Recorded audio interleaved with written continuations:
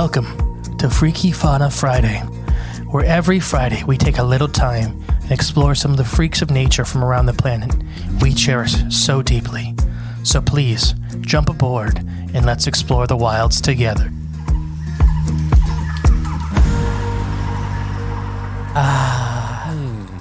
Welcome back to Freaky Fauna Friday. I am the great and peaceful Mystery. And I'm Jay. And today we're going to talk about a fish. Oh, we haven't done a fish in a while. I know, and it was a listener suggestion. Ooh. And I had to look because this is a fish that I've been skipping because I guess I thought we already did one. Okay. And we didn't do an episode on it. But we talk about them a lot. Okay. Do you have any guess? Well, it's not the bowfin. That was episode number 1. No, but it's very bowfin-like. Bowfin-like? Or bowfin are like these guys, technically. Grass pickerel? No. Oh, okay. I just seen you comment on something like that on Facebook. Yeah, it was.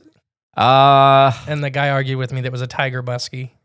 No, that wasn't. It wasn't. Even I know that. But you know what a tiger muskie is, Yeah. right? A hybrid. Yeah. Hybrid, yep. And they're only produced by people, and they haven't been stocked for like 25 years in Ohio. Probably not that. And they're sterile. Yeah, it's not that. The lungfish. Ah, the lungfish. Okay. But this episode, we're specifically going to do the Australian lungfish. Ooh, okay. Now, there is South American lungfish, and there is African lungfish. Which kind do you have in the tank right over there? I have the giant African lungfish. Oh, okay. So if you buy a lungfish at a pet store, now, if everybody ever gets a lungfish, they get big, they live an extremely long time, so just plan for that. Mm-hmm. So that's what mine is. Eventually, I want to build like a big pond in like a greenhouse. And have it living in there? Yeah, I want all my giant fish like I used to have. Yeah. I used to have an alligator gar that was like 3.5 foot long. He's still alive, ain't he? Yeah. It just, our friend's grandma feeds him now. You can get him back. No, she loves that thing. It would just be funny, pulling Because up she like feeds a him 5 foot long. She feeds him a lot of dog food. Oh, gosh. Okay. So he's probably big now. Yeah, I mean, he's probably, I'm going to say probably 4 foot, maybe if not a little bigger. That's pretty cool. Because that's her baby. Yeah. She goes out with a big scoop of dog food to feed him. But these guys, so if you buy a pet store lungfish, it's going to probably be either a South American or more likely an African lungfish. There's 2 types in Africa, and there's a giant or one and a smaller one. The rarest of all the lungfish is the Australian lungfish. Okay.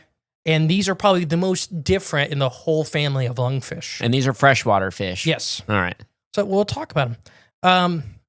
But yeah, so I'm not even gonna. I'll try to tell you their scientific name: Fostorii nicocaudalius. Okay. Roughly, sure. They get to be about 1.5 meters long, so about 5-ish feet. They get pretty big. That's pretty big. And they can weigh anywhere from like 50 to 100 pounds. And there's some argument in that range because that's a big fish. Yeah, they're much more barrel shaped. So the African and the South American lungfish are much more like big eels. Right, slender. These guys are still slender and long-bodied animals, but they are much thicker than the other counterparts. Like you already said, freshwater habitats. Unlike most fish, though, the Australian lungfish has a unique ability to breathe air using a single, quote-unquote, lung during dry periods when streams become stagnant or water quality changes dramatically. Okay. So they have a modified swim bladder. So a swim bladder in most fish is a organ that they fill with gases or release gases from to go up and down in buoyancy. Right. So if you ever see, like weather loaches are another pet store favorite fish, they don't have one. They use their digestive system. What, they blow up their stomach or something? Basically, they just produce gas in their stomach and then they fart to go down. So people's always like, oh, they fart all the time. They do. And if you have them in a fish tank, they fart constantly because that's how they go up and down. No, I've watched yours. Yeah. I've watched yours do it. Yeah. And then he's looking at us right now, actually, as we speak. Oh, the big lungfish? Yeah. Yeah, he is, actually. He's probably hungry. Yeah, anyway. He heard you talking about him. I see that. These little eyes. Right. But, yeah, so these guys have a swim bladder, but it's even modified past that to be lung-like. Now, Okay. I don't call it a true lung because I don't think it is. Some biologists do consider it a basal true lung, and some don't. Okay. There's a little bit of controversy. Pseudo lungs. Yeah, that's probably, to me, would be more accurate. Right. So our lungs are full of like bronchial tubes and all that stuff, like the little air sacs that basically increase surface area right, to diffuse oxygen into our blood. Right. These guys don't really have that. They have but they do have a membrane in there that is highly vascular to absorb oxygen. So with the same purpose, Yes. yeah. Gotcha. So it's not at least like any other vertebrate lung if it is a true lung. It's its own unique type of lung. And they're very old. The Australian lungfish has a long, heavy body with extremely large scales. This is another big difference between the other lungfish. Now, all lungfish have scales. They're not like catfish where their scale is. Okay. But like if you look at the African lungfish in the room, you can see the scales on his head are big and armor plated, and the ones on his body are much smaller. Right. Yeah. I guess when noticing it, I'd never really noticed his scales before. So he's also very little. He's only about 10 inches long. Oh, yeah. He's coming out further now. Yeah, he's probably going to get a breath of air. But yeah, so they're a long, heavy body with large scales. It has very small eyes, and unlike the other paddlefish, this has not paddlefish, the lungfish, it has a paddle-like fins. Its pectoral fins and its pelvic fins are paddle-like flippers. Okay. So they actually are like little hands in there. So these guys, if you look at African and South American lungfish, they just have long like tendrils. It's not like lobed fins, right? These Australian lungfish are pretty much like lobed-finned fish. Oh, okay. So they are very old. They are ancient. Yeah. There are fossils of these guys from the Jurassic, I believe, that they look identical. Oh, wow. Okay. Same with the other species of lungfish. Yeah. The whole family is ancient. Okay. Its dorsal fins are straight midway along its body and continues to the caudal fin and the anal fin. So it is like a big eel in that aspect for the Australian lungfish, where its tail, its anal fin, and its dorsal fin have kind of formed into one big fin. Okay, gotcha. There are separations in it if you look close enough. The Australian lungfish is normally found in still or extremely slow-flowing pools of water in river systems in southeastern Queensland. There is maps where you can find them, the distribution map. They have been found in random weird spots in Australia, but most of them are going to be in that Queensland area. Okay. Near Brisbane. If anybody watches Bluey, that's where Bluey takes place. Oh, nice. Most of Bluey, yeah. But there are near Sydney, there have been sightings near Aberdeen. Central Australia had a sighting or an individual one time, and down near Melbourne, there's been a couple. So they've a little bit of spoiler. Their population has been reduced. Yeah. So there's a lot of fragmentation in their population. And they're also a very cryptic species. Is that just from human settlement? Overfishing and stuff like that. So let's talk about it. Food items for these guys include frogs, tadpoles, fish, snails, shrimp, and earthworms. Now, if you know anything about Australia and New Zealand and all that area, they have massive crayfish. Okay. Well, everything's bigger. Yeah, but you ever seen like New Zealand or crayfish? Australia has some massive ones too. Okay. They're like lobsters. Okay. They're like 3 or 4 pounds, some of these crayfish species. For a crayfish? Yeah. That's some good eating. So when you hear crayfish, they're eating big crayfish. The eyesight of the Australian lungfish has been reported to be extremely poor, and to locate its prey is thought to be based on the sense of smell rather than sight. The recent work of Wat E, which is a man's name, in 1999 has shown the Australian lungfish can use electromagnetic receptors in its body to locate hidden prey. So they may be much more attuned to hammerhead sharks.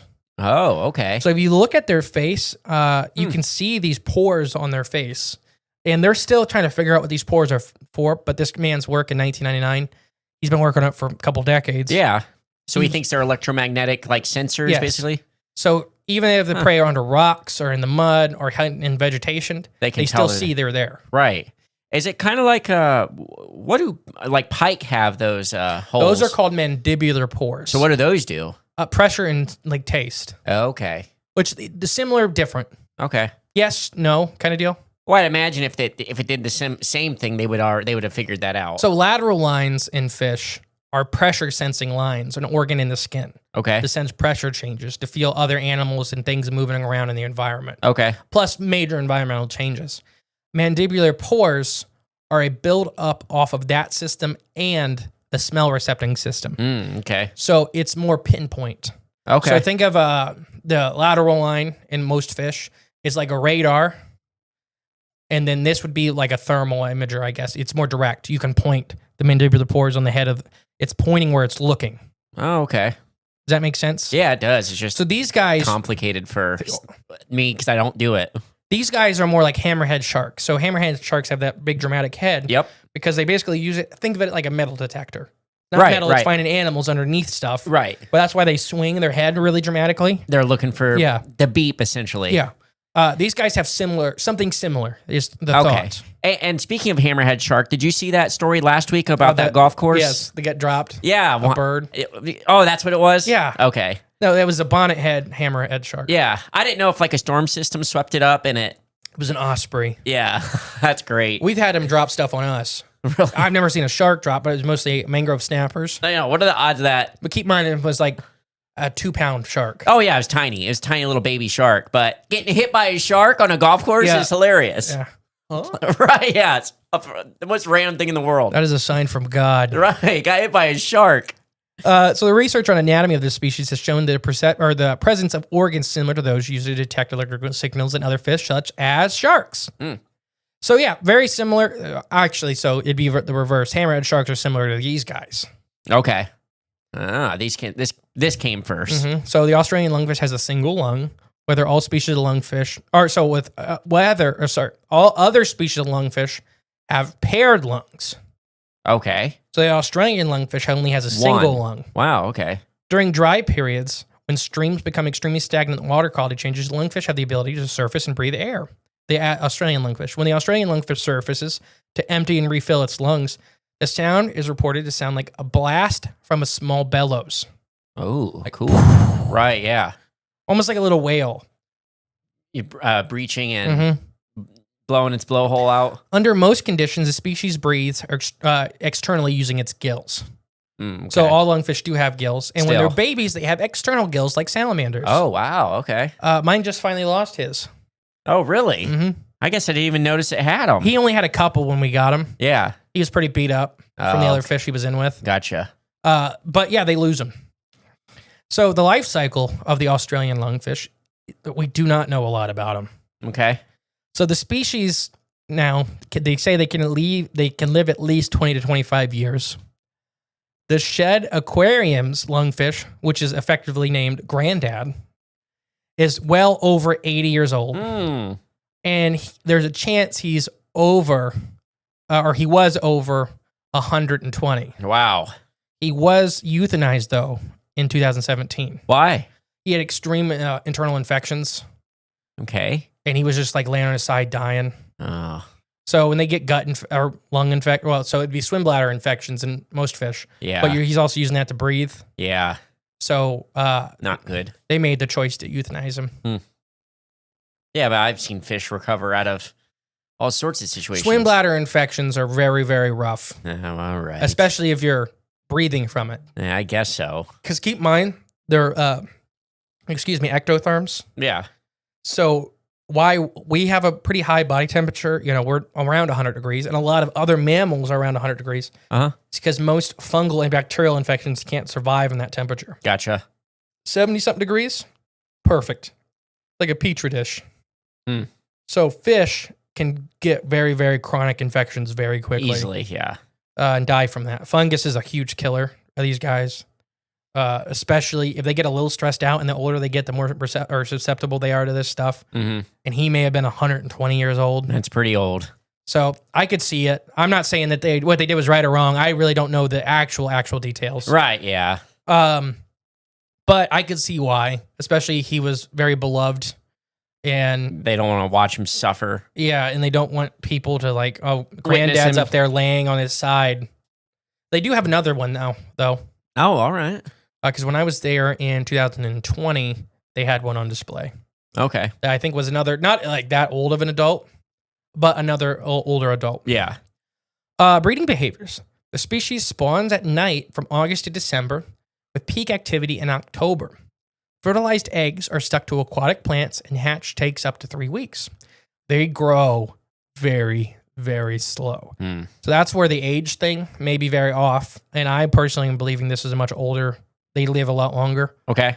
Because even here in North America, so here in Ohio is the most researched body on the planet. As far as... Biology. Okay. Did you know that? I did not. I'm sure I've said that to you. I don't think you have. I would. And it's feel because like I a lot remember. of the modern quote unquote fathers of certain branches of biology Okay, now that does sound familiar. were in Ohio. Right. Troutman's the one I know the most because he's the grandfather of modern ichthyology. Right. So he's an Ohio resident. So he did most of his work in Ohio, and people built off of his work. Right. So Ohio is the single most researched biological entity on the planet. Okay. And that makes sense now. That just means cataloged. Right, exactly. So with these guys, so saying that, our largemouth buffalo, a native fish, we just figured out that they can live to be over 110 years old. Which is crazy. Just figured it out. Like, you're talking within the past 5 years. Oh my gosh.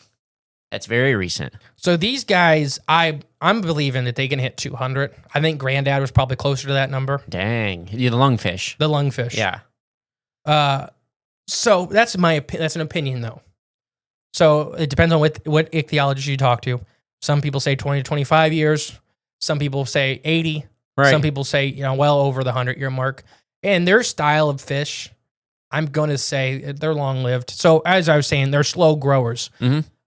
The young reach about 6 centimeters in length after 8 months and 12 centimeters in length after 2 years. Oh, okay. This is on par with animals like the Greenland shark, which live to be over 500 years old. Very slow growing and very big. Yeah, so think about it, if it takes you 2 years to reach 12 centimeters and your adult length is over 5 feet long, Yeah. just saying, there's some math there. Conservation status. Australian lungfish are a highly protected species. They may not be caught without any special permits. There's also listed to the Conservation of International Trade of Endangered Species of Wild Fauna and Flora, which is CITES. I've talked about CITES before, which is like bringing in endangered animals to breed them, Right. to preserve a species. So there are CITES permits and there are CITES species. Okay. Irradiated tortoises here in the U.S. are the one I'm most familiar with, that they are highly, highly protected. There are people that have them in private collections with CITES permits. So what that means is that, if I'm a turtle enthusiast, Right. I have a whole bunch of turtles and tortoises. I can own the irradiated tortoise, but I have to participate in the breeding plants. Right. And my irradiated tortoise may go to other places, or other irradiated tortoises may come to my place. Okay. And that opens my place up to inspections through CITES. Okay. Which is fine. If you're doing everything right, this is a highly priced. So Australian lungfish fall into a similar thing. Okay. So it's extremely strict regulations to export Australian lungfish. It's almost exclusively for public display or breeding opportunities. Makes sense. There are pets, you can buy Australian lungfish that have been bred for the pet industry. But they're highly specific, I'm sure. And you got They've been documented. They've been old breeding colonies here in the U.S. for a long time. Okay. Predatory Fins is a place where you can buy them. What's that? They specialize in big predator fish. For like high-end fish keepers. Okay. Like alligator gar, they have all the crazy colors and like big toothy fish from around the world. Okay. So they have a breeding population of Jeremy Wade style fish? Yeah. Okay. Yeah, actually they pretty much have that whole show's catalog besides eels. But yeah, so they are highly Is that where you got your Pacu you used to have? No, that was just from a pet store. Okay. They do fall into that group. Right. So these guys, there are whole rivers. You're not allowed to fish because they're breeding areas for these guys. Okay. Protected zones? Yes. If you dive, there are a lot of rivers where you can free dive with these guys. That's pretty sweet. Not purposely with these guys, but to swim because it's crystal clear with a lot of rare Australian species. They just happen to be there? Yeah, roughly same rules as manatees. Okay. For the Florida. You can't swim up to them. You can't touch them. You can't disturb them. There's an Australian backpack like busher that I watch where he goes out all the time for all the crazy exotic, or all exotic to us, but all the crazy Florida or Australian wildlife. Right. Fauna. And he has seen it. He's seen these a couple of times. That's pretty sweet. It's free diving in rivers and stuff, looking for other things. Right. A couple of rare turtle species and stuff like that. And then he'll be like, is that a lungfish? and it's huge. You know, they're one of those animals that are so big Yeah. that you look past them. Oh, okay. Because people say that with crocodiles, like how come you don't see the crocodile in crystal clear water? Yeah. Because you don't realize it looks like a piece of the environment. Like log or or a rock or something on the they bottom. look like a piece of the environment. So these guys look like a piece of the environment. They're so large. Mm-hmm. But yeah, it's fossils. These guys first appeared in the fossil record in conventional time scale 380 million years ago. They are considered a relic and ancient fish group. They're related to the ancestors amphibians, reptiles, birds, and mammals in conventional evolutionary theory. So these guys are older than sharks? Yes. I think right around the same time as sharks, 380 million years ago would be right about when sharks, the grandparents of sharks first appeared. Okay. What you'd probably call the first true sharks, Gotcha. like anvil sharks and stuff like that. So that makes them certainly older than trees. Yeah, oh gosh. Okay. Older than grass, older than trees. The only mountain range. Younger than the mountains. No, they're older than most mountain ranges. Older than most mountains, swimming like a underwater breeze. I think the only thing they wouldn't be older would be the Earth. Yeah, the Earth. No, it would be the Appalachian mountain range and God. God. Yeah. No, there's not much, but they have cousins. Right now there are 6 species of lungfish, and I'm gonna not tell you a lot about them because some of the traits that lungfish are famous for, the Australian lungfish does not produce. Or Gotcha. It does not have. Right. But has extraordinary traits on its own. Okay. So we'll do their cousins in whole different episodes. All right.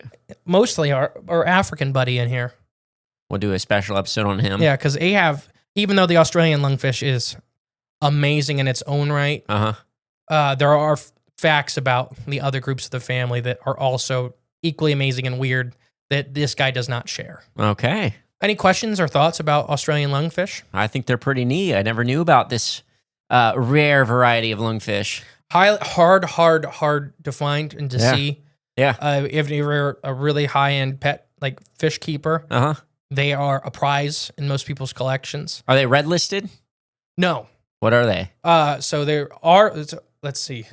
They're not red listed, but Australia has them listed as threatened, I believe, right now. Okay. So red list is the international list. Okay. But Australia is really good with their wildlife about rules. Mm-hmm. And CITES is really good with stuff like that. Mm-hmm. So you can catch an Australian lungfish to take to the U.S. or something like that. But there's permits and there's requirements and there's there's a lot to do it. All that stuff, yeah.